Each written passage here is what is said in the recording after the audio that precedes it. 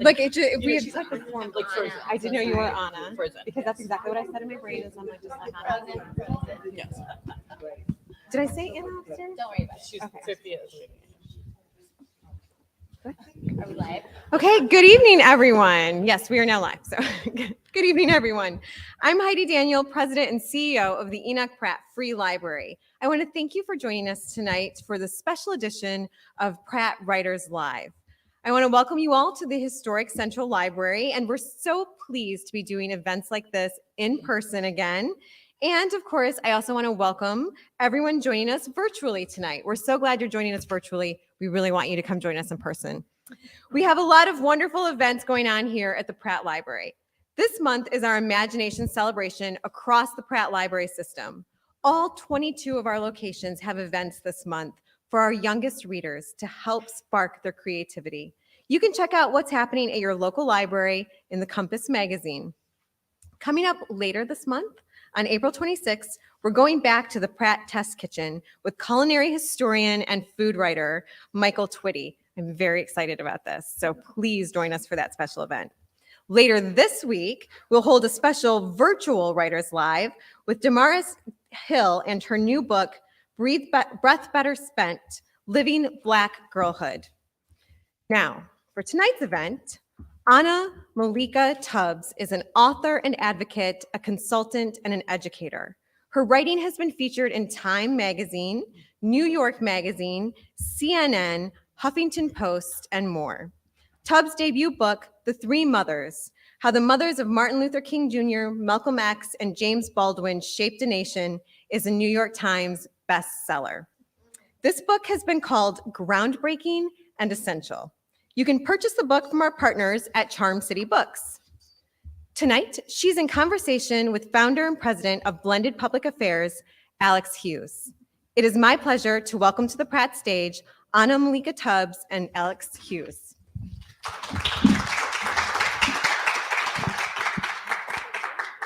It's great to be here with all of you and Anna. Anna traveled here amazingly last night with her 7-month-old from Los Angeles. So God bless you. As Heidi mentioned, Anna is a best-selling author. She graduated Phi Beta Kappa from Stanford, got her master's and her doctorate, which the book is based on, from Cambridge as a Gates Cambridge scholar, and is now a mother of 2 small children. And I think it's pretty fitting that we are here at Enoch Pratt, as Mr. Pratt just predated our heroines in the book, died in 1896, and Burtis, Alberta, and Louise, I think, would have invested in his mission to. He indicated that what Baltimore really needed was a free circulating public library, open to all citizens, regardless of property and color. And so we sit in this building today based on his vision for what Baltimore needed and could be for everyone. And I think it's very fitting that Louise, Burtis, and Alberta are sort of being epitomized today by Anna in her book. And this is the first in-person book talk that she's done since her book was published in February of 21. And so Anna, I'll let you may want to talk. Do you want to talk a little bit about the book? Because I know that some folks here may not have actually read it yet. I know we have a mixed bag. But just talk a little bit about kind of what your inspiration was to even begin the research to look at these 3 amazing women. Yes, I appreciate that so much. I'm so happy to be here. Thank you to everyone who's watching virtually as well, but it's a lot more fun in here. So you're missing out, but it's okay. But I wrote the book. It was the subject of my PhD dissertation. I should say, though, that the dissertation and the book are completely separate projects. For anyone who says, I don't want to read something too academic, the book is not that.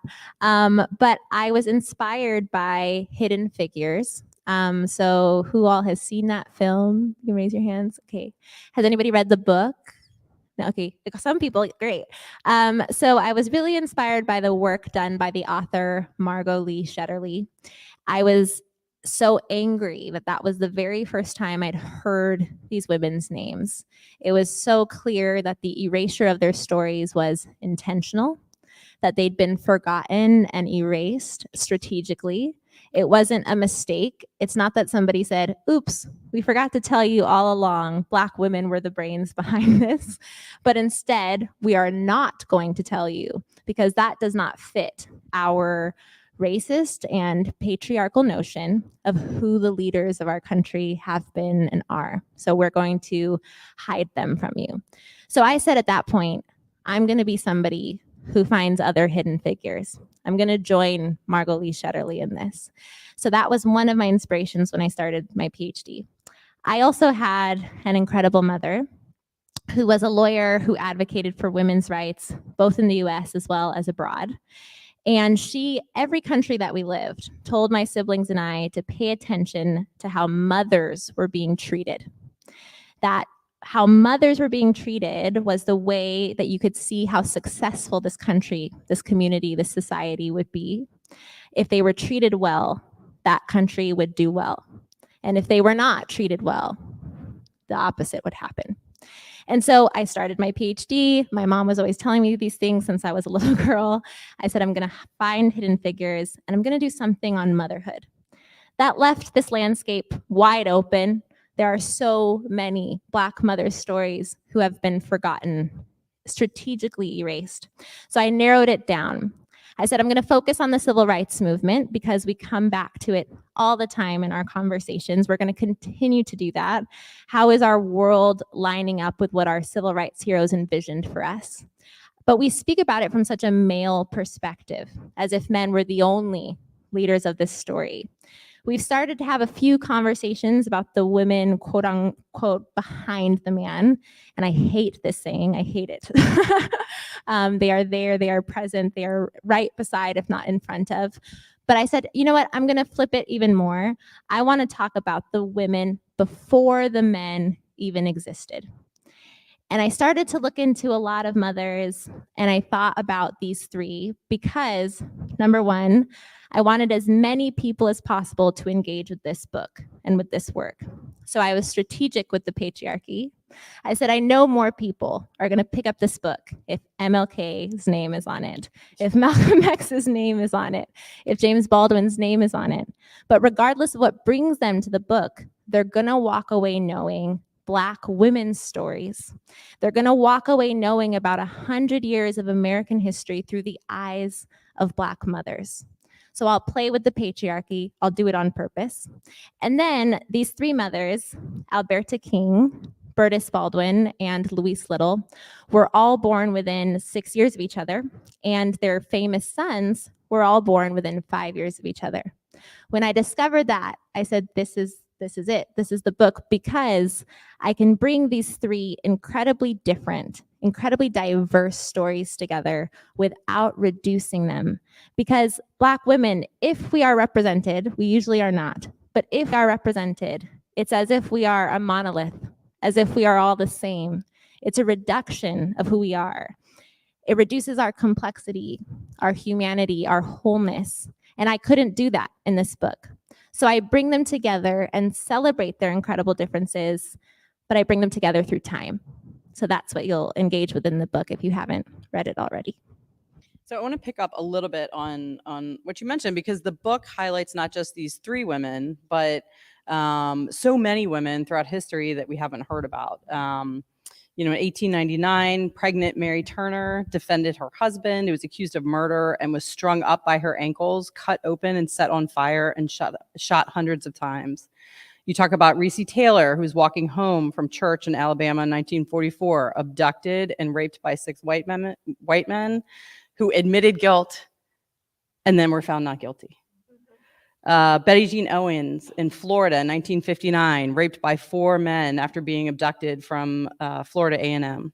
So talk a little bit about how you see the intersection of Black women throughout history as sort of having had this experience, these like pivotal moments that no one knows about, that no one talks about, that no one sort of memorializes or commemorates in the sort of overarching struggle that was the civil rights movement, that was the 20th century, frankly.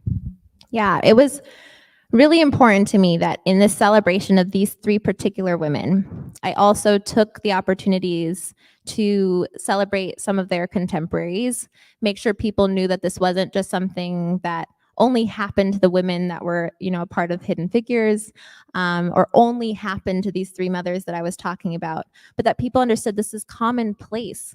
It happened throughout their lives, and it's still happening right now. We erase people. And so many people who read the book have told me they're shocked. How did we not know these stories? How did we not know that, for instance, Alberta King, it was her parents who founded Ebenezer Baptist Church. It wasn't MLK Sr. It was her parents. She inherited the church. That's why he was able to become the pastor. That's why her children were. When they got married, he moved in with their family, because that's how important of a family the Williams family was. And everyone's shocked. How did we not know? But it's happening all the time. And that's why I take these moments to also tell you about other hidden figures. I even talk about Nancy Greene, who is the woman behind the Aunt Jemima figure that was used to really control the identity of Black womanhood, and use the trope of the mammy, that we are happily serving other people, and we don't really need to even be paid what we're worth because we're happily in this role. It was very strategic that they put her on this product. But actually, she was a philanthropist, this woman who they based this image off of. She, in her faith, was an organizer with churches, and she was just incredible. So there's a lot of these other little stories that you'll see in the book sprinkled in. So let's just talk a little bit for a moment about each of the women, because as you mentioned, Alberta King, it was really her family. Right. And the interesting thing to me is that when her husband, Michael at the time, first started courting her, he was uneducated. He was from a very rural part of Georgia. And she was really the sort of dominating figure in the relationship. And he had to work 5 or 6 years in order to convince her to even marry him. And then it really was, she was, as you mentioned, she was sort of the rock of the family that they became because of her parents and Ebenezer, but also just throughout the rearing of her children. I mean, she was really the central focus of the family, which is something that, has been lost. So talk a little bit about Alberta. Yeah, and I'll say a lot of readers who live in Atlanta have told me, we know the Williams story, and we've always been so frustrated that the world didn't know this. So yeah, we'll just give little teasers about who the women were. This is my favorite thing to do. So Alberta Williams King, she was born in Atlanta, Georgia in 1903, and her parents were the leaders of Ebenezer Baptist Church. And they taught her to believe that Christian faith is always inextricably intertwined with social justice. That if you are a Christian leader, you must stand against oppression. You must stand against poverty. You must stand for the oppressed. If you were a family that had privilege, for instance, Alberta had access to education, that this was something that you used to advance a freedom cause forward for your entire community. It wasn't something that you just did for yourself, and it certainly didn't make you better than anybody. They participated in marches and they organized boycotts. They were some of the very first members of the NAACP. So basically everything we celebrate MLK Jr. for, his maternal lineage was doing long before he was even a thought in their minds. So this is what Alberta grows up to believe. She is well educated. All of the men in her family go to Morehouse. All the women go to Spelman. She went to Spelman when it was a high school. She then did her bachelor's degree at Morris Brown College, and she also earned a teaching certificate. This is not something we can take for granted. In the early 1900s, for a Black girl to be this well educated, this is where we see the power come into the Williams family. And as you mentioned, when MLK Sr., well, at first he's Michael King, meets Alberta, he falls in love with her. But everybody was in love with Alberta. She's the daughter of Ebenezer Baptist Church. So all of his friends are making fun of him. And you can read this in his autobiography. He describes himself as a green country boy. And they all say, "You're crazy. This woman, Alberta Williams, is not going to love you. Who do you think you are?" kind of thing. And so he keeps trying to court her. He keeps trying. And she does fall in love with him. But she says to him, Michael King, you are not an educated man yet. He didn't have the same access to privilege that she did. She didn't think that made her any better than him, but she'd been taught that education was a tool for all of us to move forward. And so she helps him get into Morehouse. And she is an educator. She tutors him through his college education. When they met each other, he was considered illiterate. And just a few years after that, he's graduating from Morehouse. He's leading Ebenezer Baptist Church alongside her. So he even says it in his autobiography. He could not have been who he was without Alberta. And of course, those of us who are in partnerships, we say that about our partners all the time. I say that about my husband all the time. But in their case, it was real. He could not have been who he was without her. And it's time that history understand that. And so we're sitting obviously in Baltimore, Maryland, in downtown. And it was surprising to me that Emma Burtis Jones is from Deal Island. I don't know how many of you knew that, but less than 40 minutes from here. Later, Burtis Baldwin. And talk a little bit about, she too had a mother who was a sort of driving influence in ultimately like what became her path. So talk a little bit about Burtis. Yeah, absolutely. So Burtis was born in 1902 in Deal Island, Maryland. And she was influenced by the fact that she lost her mother at a very young age. I can't say exactly when. All I know is in her mother's death certificate, it's the same month and year that Burtis was born. And it says that she's died from hemorrhaging, which tells me that this was in childbirth or within a few weeks of that. In this moment of darkness, she becomes somebody who is focused on healing and how you find the light no matter what. And she's well educated as well. She loves to write. And she writes these letters to people around her, helping them to see their way through their own pain, their own darkness, and gifts them to people, telling them about the world through her eyes, telling them about Jim Crow, how we can change these things, how we can help people through hatred, through pain, through darkness. So this is a funny story. When I called trying to get a hold of all these documents for Burtis and called local historians all around Maryland really to help me find her. I called one in particular in Deal Island and I said, I'm trying to find anything about Burtis Baldwin. And he goes, I don't know, who is that? And I said, James Baldwin's mother. And he goes, James Baldwin's mother is from Deal Island, Maryland. How did I not know that? And I said, yeah, you have history right there. That's where she was born. And he started telling me about the school that she probably went to because there was only one school that Black children could go to. And her family had told me that she was very well educated, but they didn't know where she'd gone to school.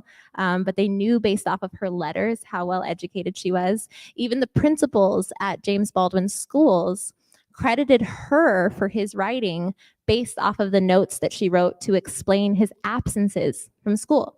So as a mother and as a writer myself, and I have 2 children, I someday am going to write the most beautiful letter that says that they are sick and they can't come to school, just so that people know I'm the one that inspired their writing. So yeah, that's just a little bit about Burtis. And she left Deal Island when she was a teenager.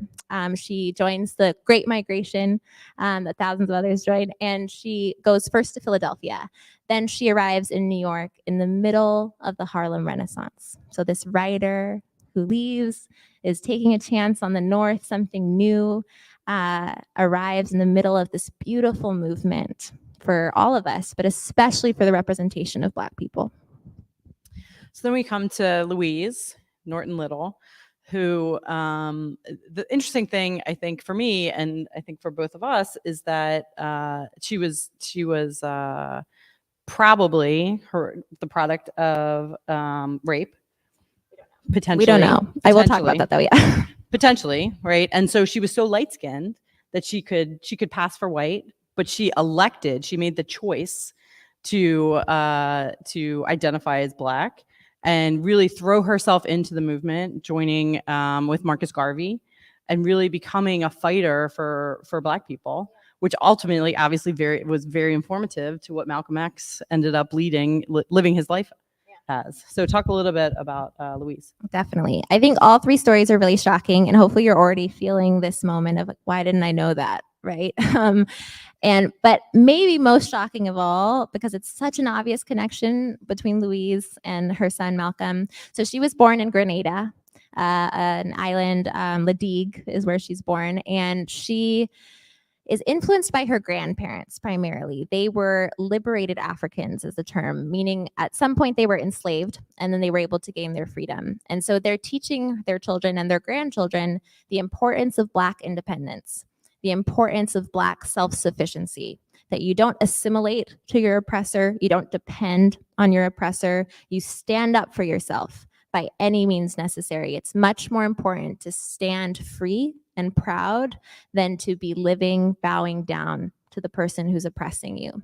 And so this is what she believes. She is also very well educated. She attends an Anglican school where she is multilingual, learns many languages, and also learns about poetry. She falls in love with words and writing and poetry. And she also wants to leave her town to join an international movement for Black freedom. So she follows in the footsteps of her uncle and goes to Montreal, Canada first to join the Marcus Garvey Pan-African movement. If you don't know about Marcus Garvey or what he stood for, just to kind of summarize it, he's all about Black nationalism. He's entirely about anti-white assimilation and Black people doing what they need to do for themselves. And again, standing for yourself by any means necessary. And I'm not the first to make these links, this tie between Marcus Garvey and later the Nation of Islam. There's many articles about this, actually.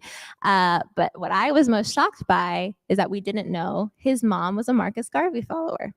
And so later, to fast forward a little bit, well, she also, I should say, she writes for the Negro World newspaper, so she's also this writer. She's unafraid of even putting her name in writing for the movement. This is huge. A Black immigrant young girl, we don't know what her birth year is. We estimate it's between 1895 to 1899. So scholars have kind of different guesses here. But she's between the ages of 17 and like 21 when she leaves on her own to go to Montreal, Canada, and organize for this movement and write for this movement. And so there's many moments that I talk about in the book where she shows that she would rather her children stand up for themselves, even if it means risking their lives for the movement, than bow down. So again, the things that we love and celebrate Malcolm X for, he just was following in the footsteps of his mother.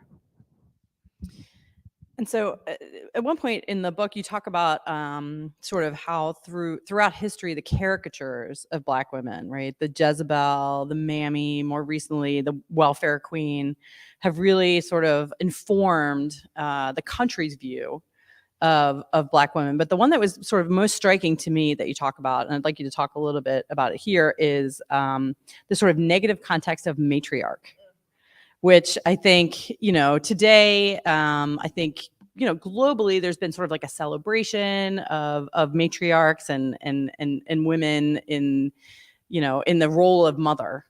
But you sort of talk about how throughout history, this is something that has been seen as in a very negative context, particularly because for Black women, procreation has not always been a choice. It has been a sort of tool and means for financial gain for white folks. So talk a little bit about the term matriarch and how you've seen that evolution and use throughout history. That is such a good question. And in the book, so I'm trying to accomplish a lot in the book, you're going to realize from these answers. There were a lot of goals.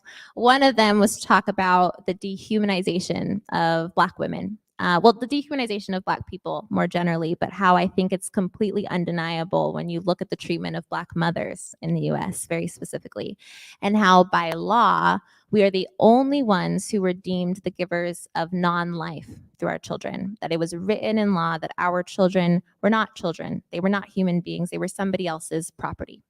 So this dehumanization, again, undeniable. It is the epitome of that.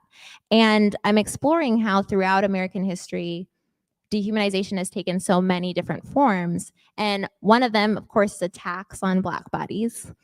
taking away Black mothers' choice as to when they will become mothers or not, taking their children away from them. But another is also the mental dehumanization and the tropes and caricatures that have been used to justify the abuses against us. So the Jezebel trope, all of these tropes are to blame Black women for their subjugation. So the Jezebel trope blames Black women for sexual violence used against them, saying this is what Black women want. They're promiscuous. Or the mammy trope that we talked about a little bit earlier with Aunt Jemima, saying Black women are happy to serve others. That's what they want to do. You know, and we're not doing anything to them. This is what they want to do. Or the welfare queen saying Black women are stealing money from the government and that's why they're having children. Or there's so many, but we'll get to the one you asked about, the matriarch trope, which the Moynihan report is one of the main issues that really brings the matriarch trope and criminalizes Black women for, instead of blaming society for the separation of Black families, instead of blaming, let's say, mass incarceration for the separation of Black families, we're going to blame Black women for emasculating their men. They are the reason that their families have fallen apart. They are the reason because they've led their families, and it's unnatural for women to lead families, and therefore it's their fault that their families have been torn apart. That is really the primary origin of this putting everything on the Black mother and not celebrating her for what she's been able to do, despite all of the attacks against her and her family, but instead blaming her for them happening to begin with. So I think that actually leads to, I think, important theme that you weave throughout the book is resilience. And the fact that these three women, time and time and time again, are faced with what seem like insurmountable odds. And really that resilience informed so much of what their sons did and sort of who they ended up becoming and what they stood for. So talk a little bit about like where you see that that idea of resilience really building in three young men from a very young age, and how that sort of informed what they went on to do. Yeah. That's a great segue from the last one, actually, because, well, 2 questions ago, the dehumanization that I was talking about. The second big part of the book is how Black women have fought that dehumanization, which I find to be even more important. We definitely need to talk about the ways in which people have tried to rob life from us, have tried to rob our humanity. But I'm focusing in on how Black women have created life despite being denied that. And that's not only through birthing children, but through their activism, through their creativity, through their writing, through their art. These are all the ways in which we've practiced resistance. And I define resistance as claiming your life and claiming your humanity in all the many ways that you can do that. I find this book to be a form of that resistance. And so that's where that word of resilience comes in. And that, yes, time and time again, we see Alberta, Burtis, and Louise fighting for their lives and for their children's lives, claiming that they are human beings, that their children are human beings, and they deserve to be treated that way. And we see it play out very differently between the three mothers and how they teach these lessons to their sons, to their children. They all had many children. But I want to talk here about how in many ways it kind of intersects. And there are 4 tenets that have come up in my study of these 3 women and Black mothers more generally. Is number 1, that they have to tell their children about white supremacy. They have to tell their children how ugly this world can be. They don't have a choice. You and I are Black mothers. We know that. We don't have a choice as to whether or not we're going to teach our children about how ugly this world can be. But the second part of it is that we don't want our children to be defined by that, by the myopic notions that other people might have of their identity. You have to tell them also that the world is still limitless despite these other people's limited brains, really, and them trying to limit us as a result of that. Thirdly, we need our children to know that the world is not on their shoulders alone. While we do need them to be change makers, while we do need them to do their part to make this world a better place, that they are a part of something so much larger, that there are generations of people who came before them, their family members, that there are people who exist in the same time as they do, and they are a part of that same team. But that in each of these three cases, they're teaching them specific strategies. It's not just even like just ideas and thoughts. It's very tangible. Louise says, for instance, my children need to know how to garden. They need to know how to hunt. They need to know how to find their own food. They need to know how to sew their own clothing because I do not want them to depend on the oppressor. They need to read articles from around the world. They also should be multilingual. They also should be exposed to many different religious beliefs. They need to not be, as she sits them down at the kitchen table when they come back from school, and she asks them what they've learned. And if that doesn't agree with what she wants them to believe about themselves, she says, that teacher was wrong. Let me tell you what we believe in this household. So she's engaged at every single moment. This is her strategy, and she's teaching that to her children. She's teaching that resilience to her children. With Burtis, we see her say, I believe that writing, words, art, creativity can change the course of this world. I've seen it in my personal relationships, and I think if you can take that to a new level, imagine what can happen. No matter who you are, no matter how humble of means you come from, no matter what tragedy has happened to you in life, we can change this world through what we create. And that's what she teaches her children. And then we see Alberta say, I believe in my Christian faith. I believe that God wanted all of us to be equal. And we're supposed to make that a reality here on earth. And we have participated in marches for generations. We have participated in boycotts. We have sought our degrees so that we could make this message travel the world. And that's what she teaches Martin and her two other children. And the fourth tenet that I was telling you all about is that they also have to be able to practice love and joy and relaxation. That Black people are not meant to be fighting all the time. And if we are robbed of those three things, love, happiness, joy, then we've lost.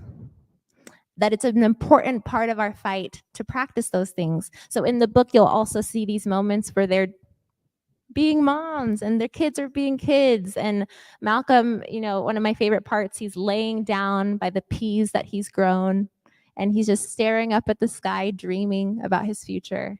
And MLK is apparently a prankster as a little boy. He would take his mother's furs and poke them out at people and scare them as they're walking by because he just thought it was funny. And you see James sitting with his mom and thinking about seeing plays and reading books, that is just as important as the moments where they say, this is how we fight. They also say, this is how we practice love, and this is how we practice our joy. So I think that one of the quotes in your book that I thought was really, really poignant is that Black women turn tragedy into opportunity, face fear and persecution with faith and unmatched perseverance, and create something out of nothing. And it's interesting because I think the book really talks about how Black women and Black mothers, they just sort of keep moving, right? They keep moving. They don't stop to sort of consider what all of the sort of external forces and also internal forces, right? We have Burtis and Louise, both with very difficult relationships for different reasons. And there's not sort of a moment to take a breath and really consider what all of these external and internal forces mean for them, right? So talk a little bit about how that played out for the three of them, but also sort of translates into today. And so many of the conversations that are happening today for Black women. And then I got a follow-up question, but we'll do this one first. Yes, thank you, because I'll lose track. Yeah, that's such a beautiful question. And I think it reminds me of something I talk about often, which is the vision that Black women have for this world and what's possible. Because we go back to what I was saying, this unique burden that Black women have been carrying in this country. And the fact that we haven't been able to accept the circumstance as it is, Because if we do, we are saying that we should be treated as less than human, and we don't believe that. And we don't believe that our children should be either. So we can't accept things as they are right now. We have to keep pushing for people to see the world the way that we do, that we deserve to be treated as human beings, like I said earlier, that our children deserve to be treated as human beings, that everybody does. And therefore, we're going to keep working until everybody sees it the way that we do. This is why I believe and why I say elect more Black women. Black women are visionary. They are always seeing. You can clap for that, 100%. Well, we are. I'll mention that we are joined by Senator Vernon Jones Radwell, and Yes. I think virtually we are joined by the first Black and first woman Speaker of the House, Oh, Adrienne wow. Jones. Thank you. For Two doing your work. pillars who have fought the good fight for a number of years and are very important to this conversation. Yes, absolutely. Elect Black women. And I say that, and we all say that for many reasons. And one of the primary ones for me is because Black women are visionaries. And we are always imagining a better world for ourselves, for our children, for everyone. And that's why we can't take breaks in that sense. We can't take those moments to breathe in that way. Even when we're practicing those moments of love and joy, we have our eyes on the future. And we're asking more people to join that team and listen to our vision. Because even if you're not listening, we're going to keep pushing forward. But it would really help. We could go even further if people listened. And I often say many people are really in admiration of the strength of Black women. They always want to talk about our strength. And while, yes, Black women are incredibly strong, I want them to turn that admiration into action and follow us, listen to us, believe us, and stop just applauding from a distance if you're applauding at all. Follow that up with your actions and allow us to create the world that we envision. Yeah, I think Thank you.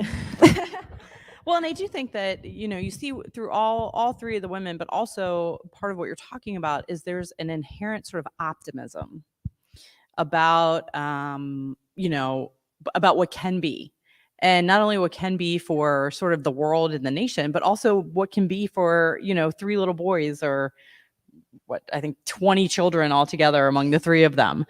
And I think that optimism really it's amazing how it continues to play out in each of their lives, amidst just unbelievable tragedy for each of them. Yeah, I mean, I would say that so much of this book is who they are before their children. And so you're seeing it play out when they're young girls thinking about what's possible in this world. And I think it's really incredible that all 3 of them are artists in some way. They're all very creative. They're thinking, they're into poetry and words and teaching. It's all about creation. And it's a part of that optimism. And when they become mothers, it's not that they become completely different people, but instead who they were as young girls is now being translated into their motherhood. Questions. I'm excited. Is now being translated into their motherhood. So they're then thinking about their children, and they were already so motivated to change this world, but their children just added another layer to that. So it's not like they became activists when they became mothers. It was they were already doing this world-changing work. And I say this often, the subtitle of this book is not a mistake. I did not mean to say that they were women who raised children who shaped the nation. I am saying they themselves shaped this nation, and they also so happened to raise these incredible men and women. And it's all about that view of what's possible. And I think as mothers, we also understand that our children are looking to us for that message of, what happens when this world is hard, Mom? What do I do? This world can be so difficult. And they are continuing to tell them, yes, it can be difficult, but you can do something about it. I've been doing something about it. This is what I do. You can join me in that and build on that. And it's not to say that I think any of the 3 of them were obsessed with making their children icons. No. I get that question a lot, actually, that how do you make a child a civil rights hero then? It's not that. It's that they were mothers of children in a country that was going to see those children as less than who they were. And they needed to make sure that their children knew that they were everything, that they were just as good as everybody else. And that was their primary goal, to make sure their children knew that for themselves.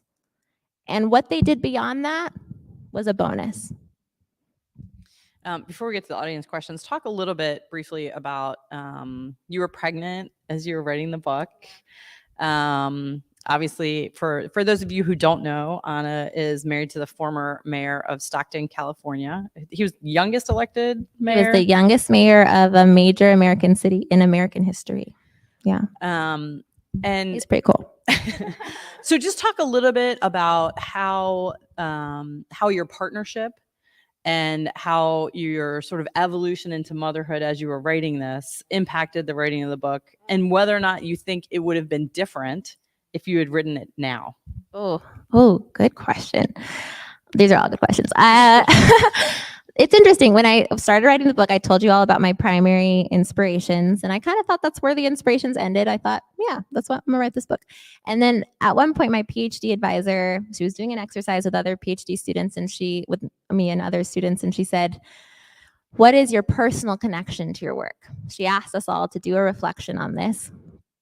And I was kind of like, I don't know, what is my personal connection? And then I realized I am also related in a way to a famous kind of guy. We had a lot of attention on him. And I was erased a lot.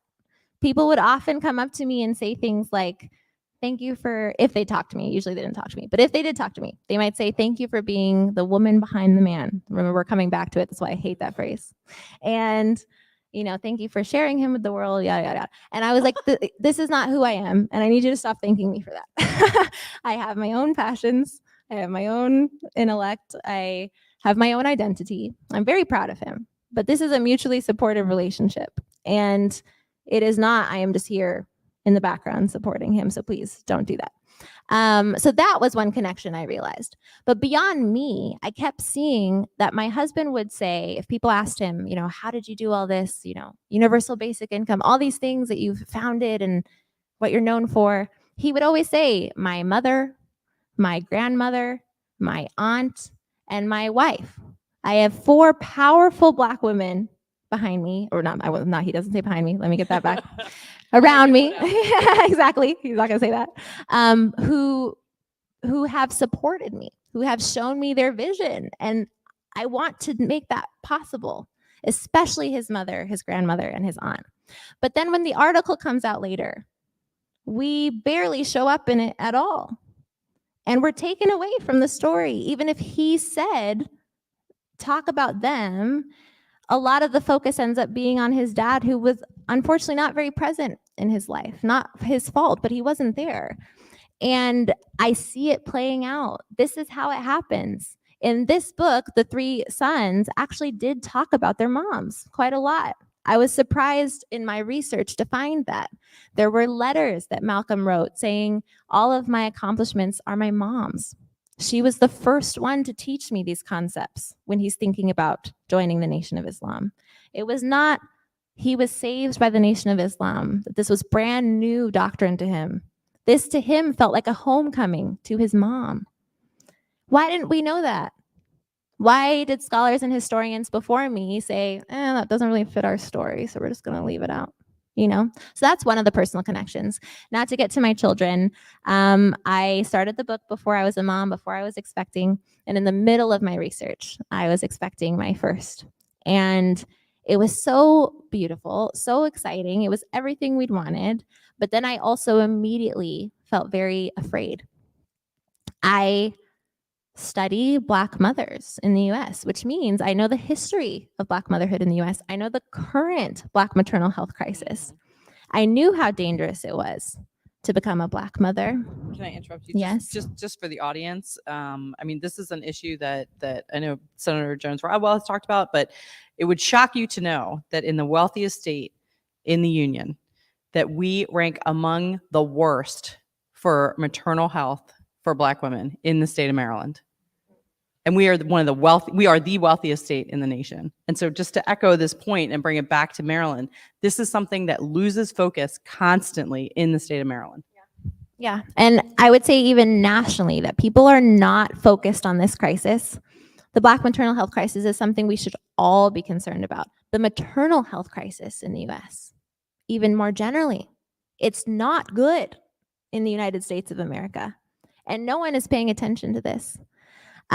So for me to know all of this history, to know how awful, all the stories I was writing about and researching, and I'm feeling my child kicking inside of me, it was emotional. And even my editor said, Anna, for me to read some of these chapters, I am having a hard time. I don't know how you're writing this. And I said, I have to write it. I have to. I don't only owe it to Alberta, Burtis, and Louise. I owe it to my child. The world needs to know our stories. I'm getting emotional about it. So that's where I'll leave it. It's a very personal connection for me. I understand the erasure very well. I understand the dangers very well, but I also really understand the creation of life, not only through birthing my child, but through bringing this book to life and making sure that we honored these 3 Black women who we should have been honoring all along. Okay, we'll go to some of the audience questions. Just to pick up on that, how do you juggle motherhood with book touring? Well, that's fun. I have to say, I'm very big on not erasing other women. And so I have a nanny. She is wonderful. I have the privilege of quality childcare. And there are so many privileges that I've had as a mother that make me even more than I was before an advocate for what parents deserve to be good parents. Affordable childcare, quality childcare is necessary. Parental leave. I was a PhD student in the UK when I had given birth to my son. So I had 6 months of paid leave. That's something that in the US, unheard of. Yeah. What did you get? How was yours? Oh, you don't know. I literally took 13 days off because it was right before election day. This is crazy. Wild. So we need to think about that. It's something, again, extends beyond people not caring about the maternal health crisis. People just don't care about moms. I'm gonna be honest about that. So I did a TED Talk about this if you want to watch it. Little plug. It's called How Mothers Shape the World. But it's because I believe a lot of the stories that we tell about mothers do not represent motherhood accurately. So we don't celebrate the essential nature of mothers. We don't think about how the world cannot exist without the work of mothers. And not only biological mothers, those that are doing mothering work more generally are taken for granted, are unappreciated, are underpaid. The list goes on and on and on and on. So I went far from your question, sorry, audience member. But it's because I am able to quote unquote juggle things because I have the support that I need as a mom. And all parents deserve that. How long did it take for you to gather all the needed information and research for your book? Yeah, that's a great one. It's hard to say when I really started writing this book, to be honest, because so much of my life went into this book, right? So many of the lessons my mom always taught me, my undergraduate work certainly played a role in this, like how much I'd read about like the history of Black feminist literature and thinking. So I was well versed before I started specifically talking about Alberta, Burtis, and Louise. But when I decided that it was going to be those 3 to the finishing the kind of first draft of the book was 3 years. And the research was intense. I have to always say to people and remind you, yes, it is a good book. I'm proud of what I've written and you're going to enjoy reading it. But it's also really well researched. It's not just good writing. I did 90% of this research. If you Googled any of these 3 women before this book, there was barely anything out there about them. If you try to find images of these women, it's nearly impossible. They were erased. And I was trying to emulate 2 books in particular, Hidden Figures, which I've already told you about, and The Warmth of Other Suns by Isabel Wilkerson. But in those two examples, they were able to interview the women or the people that they were writing about. And I'd obviously set myself up for something that was very difficult to do. But it was also really my honor to uncover these stories, to be able to interview some of the family members, to find death certificates and birth certificates. Actually, even the Baldwin family thought that Burtis was born in 1903, but her mother's death certificate is 1902. So now we know. So little things like this, being on the phone with local historians and all the places that the women lived, finding land deeds, not only tracking the three of them, but their siblings as well, because Burtis doesn't appear in any census data. But I did know, based off of one of James Baldwin's writings, that she called her sister her mother after her mother passed, her sister Beulah. So I could find Beulah in the census data, and I could see if Beulah had ever moved, etc. So it was really difficult. And I hope that now that this book is out, the family will put out more books. Actually, there is a book now about Louise Little that the family wrote, and you can see pictures of Louise in it. I was like, why didn't you write this before? So I had access to it, but fine. But yeah, so I hope that more of that happens, because the sons have many, many books written about them, and we're going to keep having books about them. That's great. But the mothers deserve that too. That actually picks up on another question. Were there other mothers that you considered? And if so, who were they? And then if you could talk a little bit about the female siblings that the three women raised. Oh, I love that question. Yes. Other mothers I considered. I mean, I had narrowed it down. I knew I was going to play on the patriarchy. I did that on purpose. I was worried that if I explored, let's say, like Fannie Lou Hamer, or Ella Baker, Claudette Colvin, Rosa Parks, that people wouldn't pick up the book, and it sucks. That's terrible. But I am well aware we live in a patriarchal society. And I also said, this is my debut. There's a lot more books coming. Don't worry.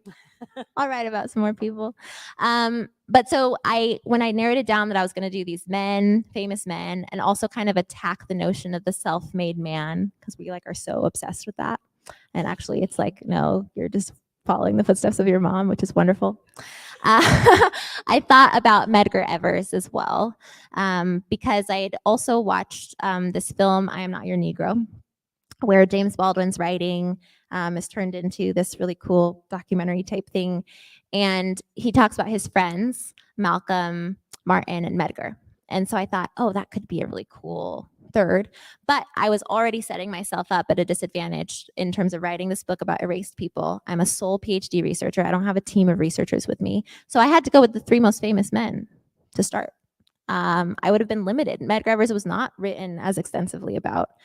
And that was my starting point. I was sifting through all of their work for pieces and evidence of their moms. So that's why I decided on those three. But yeah, there are so many incredible mother stories. And something that I want to explore right now is the mothers of contemporary Black icons. Because there's a lot. I mean, like Tina Knowles, incredible. Think about Dave Chappelle's mom. Amazing. And so much of it is exactly what I talk about in the book, that with who their moms were long before their children were born obviously translates into who their mother or who their children become. So yeah, was there a second part of that question? Yeah, the female siblings that were raised by the three of them. Yes. So I should say Alberta King had 3 children. So first was her daughter, who is still alive today. And it's incredible. Christine King Ferris, what she's experienced in life, beyond her brother being assassinated, then her other brother was found drowning in his own pool. He was also a civil rights leader. So these are suspicious circumstances. To this day, people don't know what happened to him. But Alberta, her mother, was also shot in the back in 1974. She was playing piano. She was playing the organ, and was shot in the back by a Black man who came in saying he wanted to kill all Christians, basically, and was taking over that day. His original goal was to kill her husband, but he said last minute he changed his mind and shot her. We should have known that, right? American history. Why don't people know that? But Christine King Ferris, still alive, and tells these incredible stories of her family members and the legacies that she's carrying. She has an autobiography that you can read. It's titled Through It All. She's amazing. Sorry, the other ones. Oh, we need to wrap up soon. Well, I'll we go have 2 minutes. fast. We have 2 minutes. Oh my goodness. Okay, I'll try. Then we have Louise Little. She had 8 children. So I'll leave it there. You could look up the daughters, but I do talk about them in the book. And her granddaughters, Betty and Malcolm's daughters, all knew her better than Malcolm did, because we didn't get to talk about this, but she was put away against her will for 25 years of her life. So you can read that in the lots of teasers. Everyone's going to go and read the book. Spoiler for everybody. Yeah, spoiler. Yeah, but you don't know how it happened yet. And then with who am I missing? Burtis Baldwin. She had 9 children. And again, it's a lot of daughters. Some of them still alive.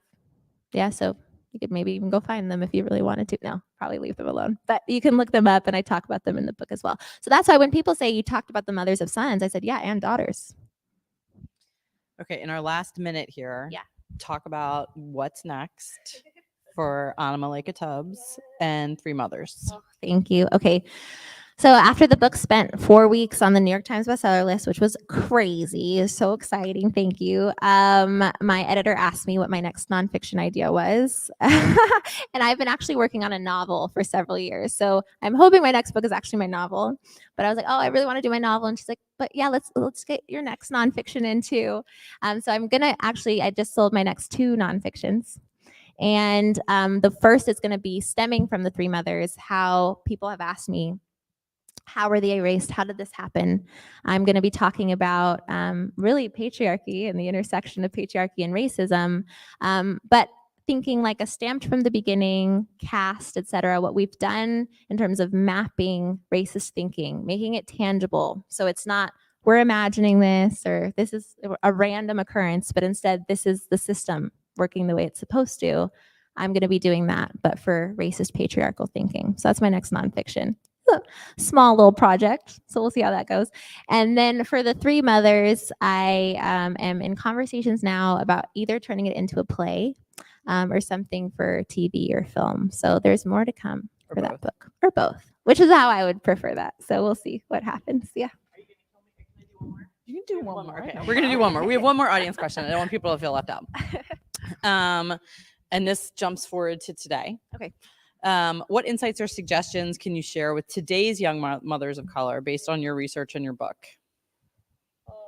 That's a hard one to end on. Yeah. So many. So many insights. Ooh. Well, and I think, let me tee it up a little bit, because Yeah. I think there's a handful of things themes that you sort of weave throughout the book that you've talked about. But I think fast forwarding to today, right? Support systems, you talk a lot about choice. In a myriad of different ways, and voting and participation. So you talk about those throughout the book. So maybe those 3 can sort of help you. That's awesome. Thank you. I appreciate that. That. And I will say also, it's very strategic. I've studied motherhood, not only through this book, but the theory around it and the history around motherhood and the robbing mothers of their power and telling mothers they don't really know what they're doing and we know better than you do. Like, it's a very male thing. And making mothers feel like they are not confident in their decisions or in their intuition. For a lot of mothers, especially my age, my friends, they feel that fear, but they don't know where it's come from. And so they trust other people with their decisions. And they're always thinking, oh, someone else will tell me, or I'm so afraid to have children, or I don't know. I'm so, so much worry, so much fear, but they don't know that it's strategic. That's what somebody wanted them to feel afraid.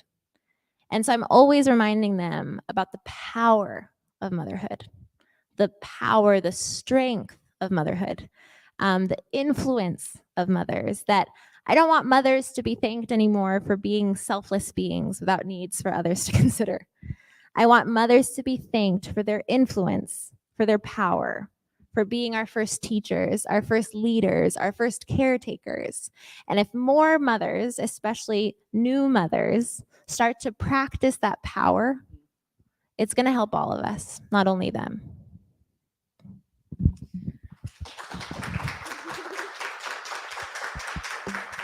Thank you. Good evening, everyone. Please give them both another round of applause.